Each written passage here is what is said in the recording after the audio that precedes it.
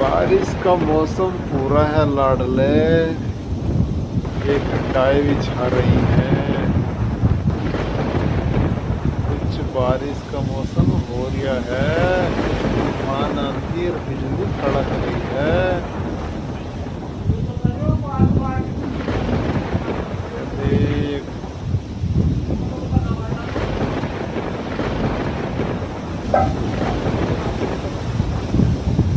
क्या भोलेनाथ, क्या भोलेनाथ।